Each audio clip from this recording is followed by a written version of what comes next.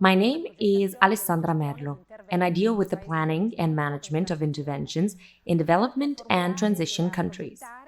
In addition to designing and planning projects, I also teach people and organizations that work with development programs how to get funding for their projects, like with the organization of the Corso Amico, and I teach Europlanning and project management at university.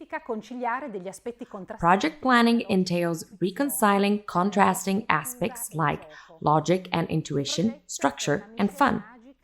A project is a mixture of rigorous rules and creativity to meet a challenge, the challenge to improve a situation.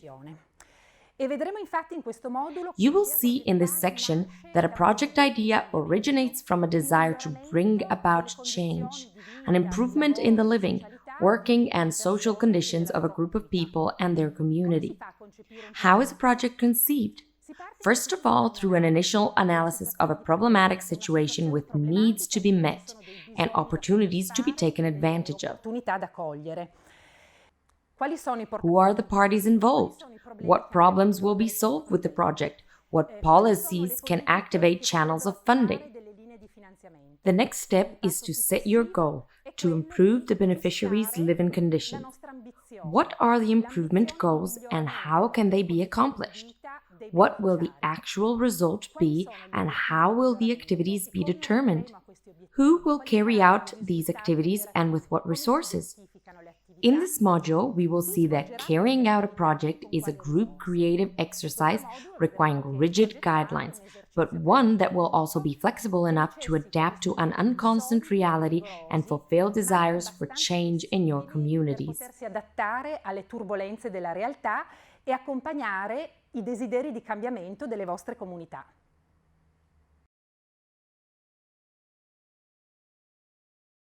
A development project stems from a desire for change and is a necessary intervention to promote well-being by improving the living, working, and social conditions of a given community. It is part of a vision of positive change or development.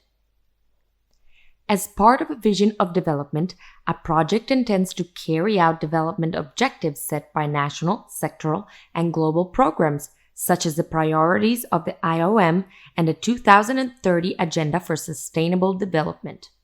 A project intends to solve problems that reduce the quality of life in a community by taking advantage of the opportunities present in that context, such as the possibility of collaborating with other organizations or sharing available funding in line with the actions and priorities of other involved in development such as national and local government institutions, international organizations, and financial donors.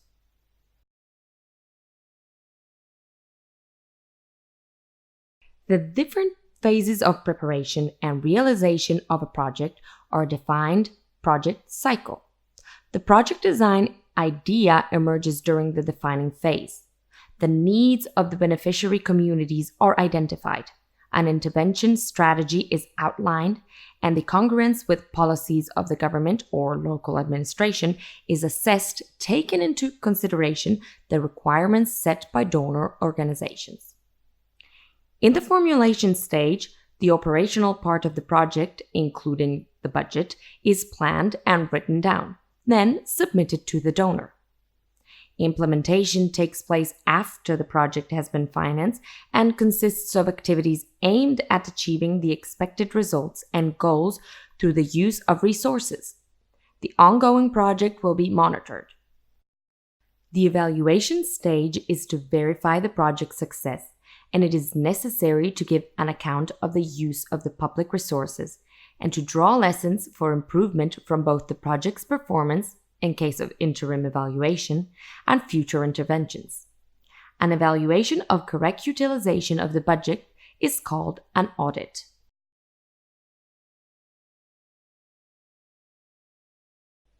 You need to know the context well to improve it.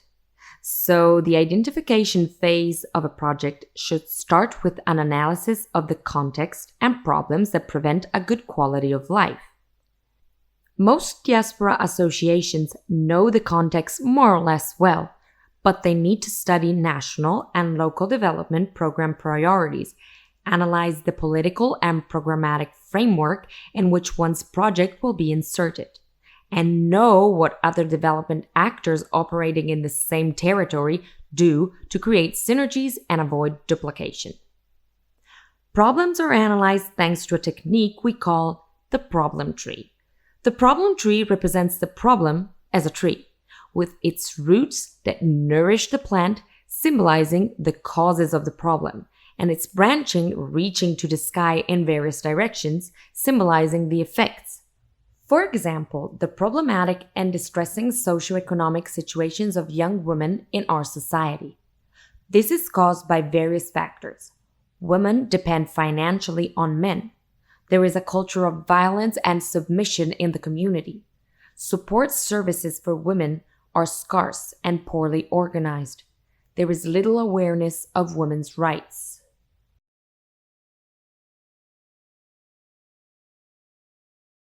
Planning a project entails turning negative aspects into positive ones, and we can do that by turning the problem tree into a solution tree. The cause-effect relationship becomes means-aims. The solution tree depicts the ideal situation that one would have if all the problems identified earlier in the reference context were to be solved. Our aim represents our goals. In the tree's roots, we find the results to be achieved, and therefore the areas to work on to solve the problems. At this point, we distinguish two goal levels, the overall objective and the outcome. The overall objective that we cannot achieve on our own coincides with the vision of change in the community. It is a good idea to refer to one or more of the 17 Sustainable Development Goals for 2030. In our example, the project contributes to Objective 5, achieve gender equality and empower all women and girls. The outcome is the central purpose of the project and expresses the improvement that the project will generate for direct beneficiaries. With our project, we formally commit ourselves to achieving our specific target, so we will need to identify it very carefully. In our case, the specific target is to improve the psychophysical conditions of young women in the community. Now we come to the expected results of the project.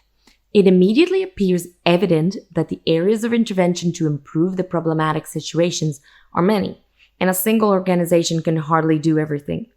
This is why it is necessary to choose a specific area to develop further. This step is called choice of strategy.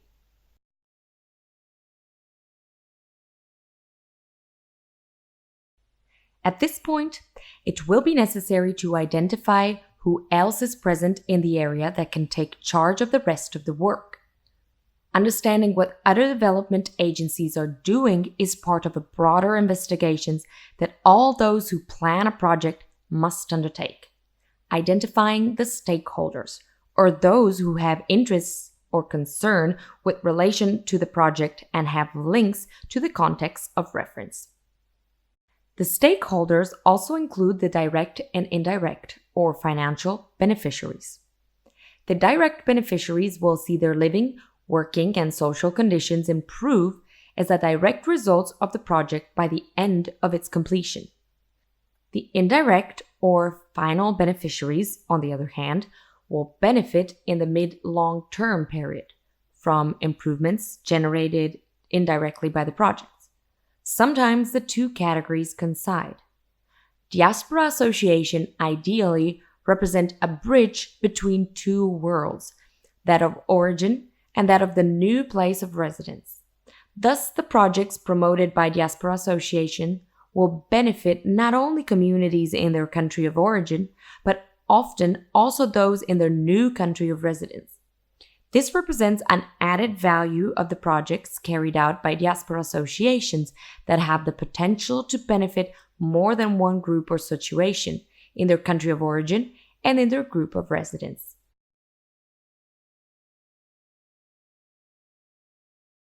Once the objectives and intermediary results have been set, it is time to focus on activities and on project writing. The project is written according to a format that is often requested by the donor and which should contain the following information: a description of the proposing association and of the partnership, underlining its competences; a summary table of the project showing its name, duration, places or place, the proposing association, and objective; a description of the problems that the association wants to work on, which must be supported by recent data and which states a correlation between the causes and the effects; a description of the project's goals, expected results, and activities with mention of the Sustainable Development Goals and a description of the logical framework and work plan; an analysis of risks that could hinder the project and the actions to be taken to mitigate risks; the proposed budget with all details. It is important to follow the project format indicated by the organization that your association has contacted to finance the project, and then to proceed with order to the designed stage according to the steps listed below. 1. Identify a donor and its financial program that have development goals in line with your project idea. 2. Monitor the proposals. 3. Analyze the related documentation. In addition to the call for proposal, it contains a document establishing the program, a guide for the proposing body, the form, and specific annexes. 4. Identify and test the eligibility conditions in relation to the project and the partnership regarding these aspects. The proposing bodies, physical or legal persons, for profit or non-profit organization, public or private organizations, minimum or maximum number of partners, the geographical area, the area where the project will be carried out, and also where the proposing body comes from, the time required, minimum and maximum duration of the project, the type of actions, for example, training, research and development, pilot project, construction of infrastructures, the financial conditions, the percentage of co-financing requested, the minimum and maximum amount of grants, the formal aspects, documentation to be produced, compliance with the formats and deadlines, etc. The absence of exclusion factors, such as conflict of interest, illegal activities, or bankruptcy. 5. Identify the selection criteria based on the technical and financial capabilities of the partners needed to implement the project. 6. Identify the adjudication criteria, which are the basis for assessing the quality of the project proposal, relevance, efficiency, and good cost-benefit ratio, partnership quality, sustainability, added value, innovative aspects, technical scientific excellence, communication, strategies, and more. After analyzing the points on this list, proceed with the writing of the project in close collaboration with the other members of the potential partnership and with the beneficiaries you have identified. One planning tool very frequently used and required by the donors is called the logical framework.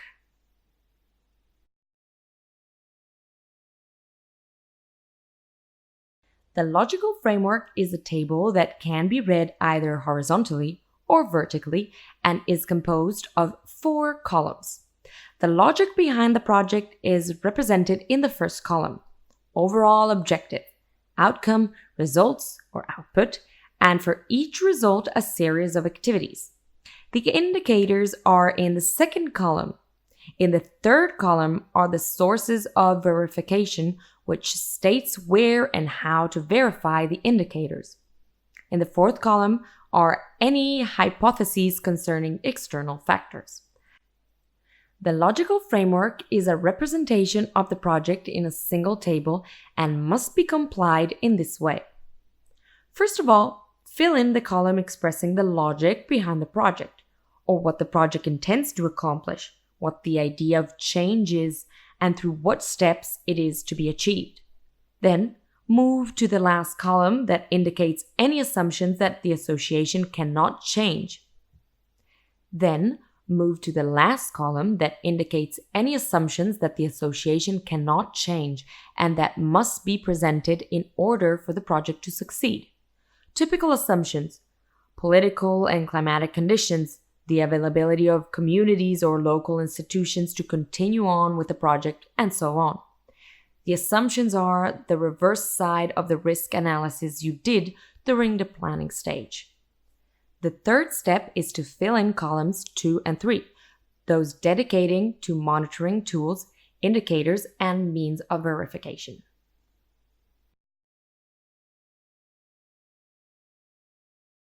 An indicator expresses the measure of achievement of the overall objective or result. Take, for example, a project dedicated to the problem of violence against women, and let's see what the indicators are.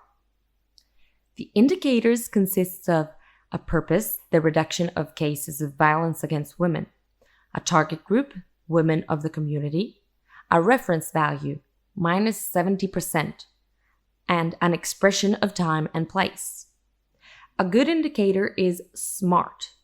It is specific, that is, able to measure the result or the objective to the right degree of intervention logic.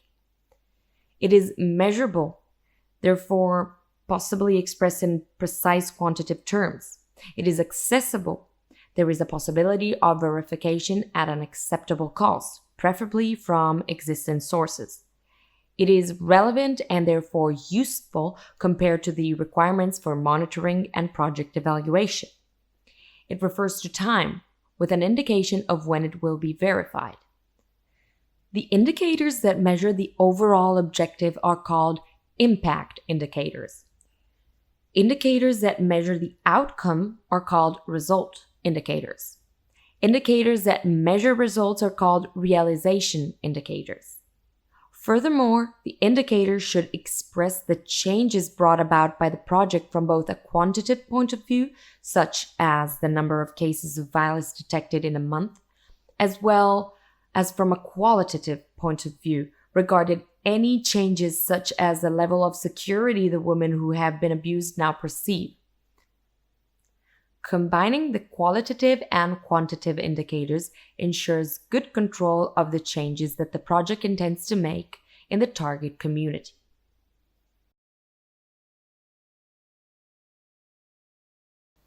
In addition to the logical framework, it will be necessary to fill in the budget and the work plan.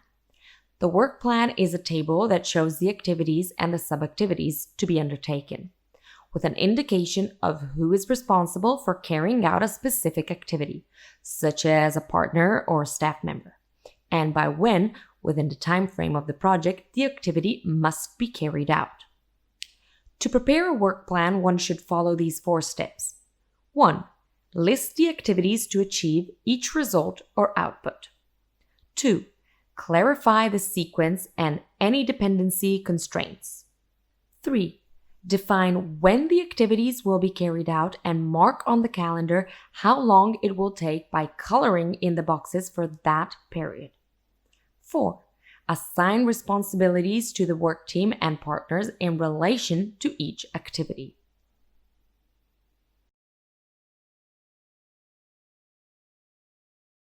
The implementation stage begins once the donor has financed the project. Let us therefore imagine that the task of identification and formulation have been successfully completed and that you are called by the donor to carry out the project. The initial period of the project is called the inception stage and is dedicated to organizational, administrative, and logistic issues necessary to start the project, forming the team, the physical locations of the project both in Italy and in the reference country, and any necessary equipment. Today, the management of a project follows the dynamics of a vast participation and subdivision of responsibilities, under the knowledgeable guidance of a leader.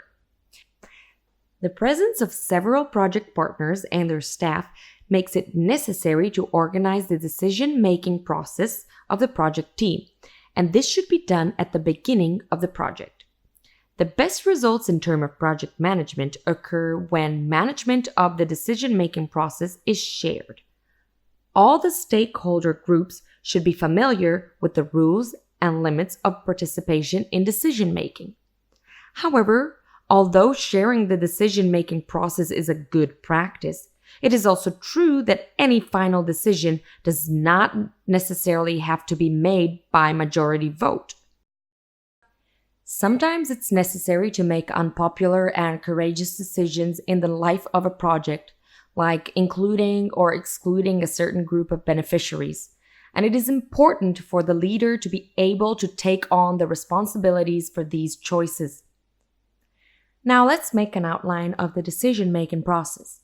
In this outline, it is clear that the decision-making initiative belongs to a single project head or leading organization that must make decisions. But the decisional process is participatory because it involves the consultation of a group of people or partner associations. How? First of all, by defining the issue for which a decision has to be made.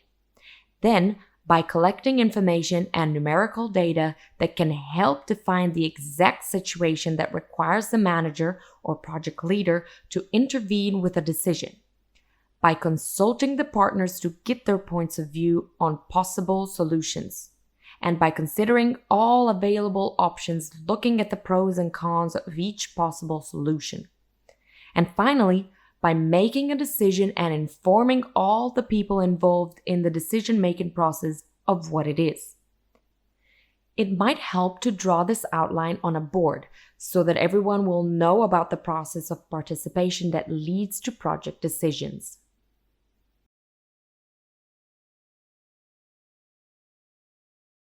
Now it is the time to form a team. In the planning and design stages, in the part related to project resources, mainly financial capital, you will certainly have already indicated the number and type of staff you will need, and you will have discussed with partners who will benefit from these resources. It is time to review the organization of the team and to establish a common criterion with the partners concerning the selection of human capital. Some partnerships agree to share in selecting staff from the various partners, and this, even for small projects, is a good practice because it helps to create the spirit of teamwork in the partnership before and among the staff members afterwards.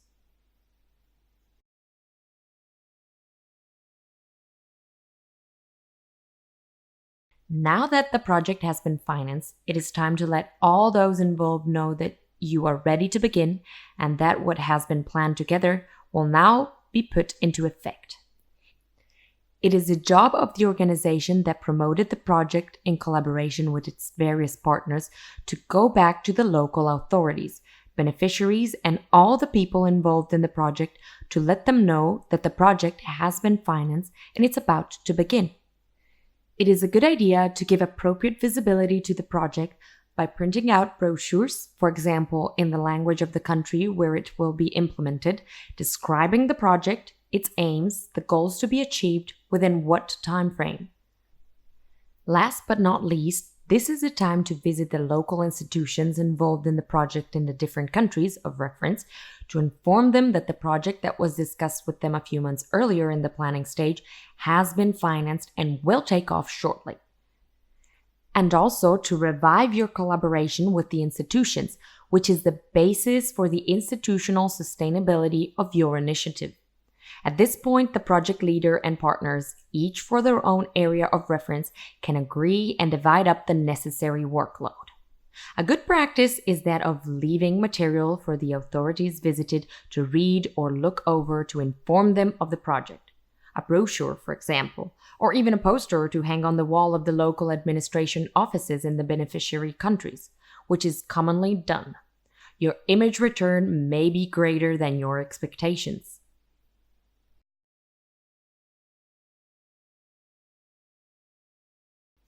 When you have completed the organizational part, recruited the staff you need, and informed all of those involved in the project, it's time to start the activities. It is important to check the activities you have set up, even and especially if you have entrusted them to project staff or partner. Checking on a project activity is also called monitoring and is based on a group of result indicators that you will have identified in the design stage. A useful tool to monitor the achievement of project results and objective is the control panel of physical indicators. Let's see what this entails. In the first column, we find the indicators of the logical framework. In the next column, these have a value measured at the beginning of the project, also called baseline values. In the third column, we find the target, or the value you want to achieve by the end of the project. The fourth column represents the current value, that is the value you have measured at an interim time. Finally, the last column shows the difference between the target value and the current one and reports how much remains to the achievement of your goal. The control panel proposed in the example refers to an indicator of violence against women. It starts with an initial value of 100 cases of abuse a year, with the aim to reduce this number to a maximum of 30 cases in 2019. Each indicator stated in the logical framework relative to the project results and goals must be placed in the indicators panel and accompanied by the starting value at the beginning of the project and the value that the project hopes to achieve. Periodically, the indicator will be measured and the difference will be noted. For instance, what remains to do will be shown in the last column. The measurement period for each indicator will be decided by the monitoring party based on the duration of the project and its type. For example, a 6-month project should be checked on a monthly basis, and a 2-year project every 3 months.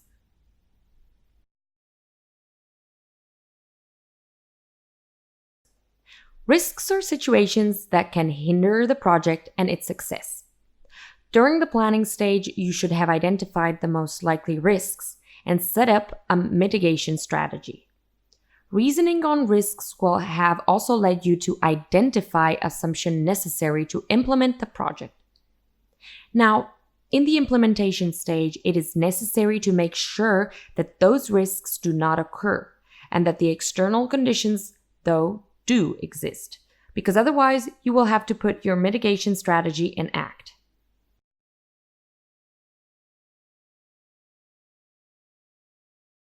The project ends with the completion of the implementation stage. Project closure is not the same thing as conclusion of the project activities. In fact, there are still some actions that must be implemented, which mainly concern administrative aspects.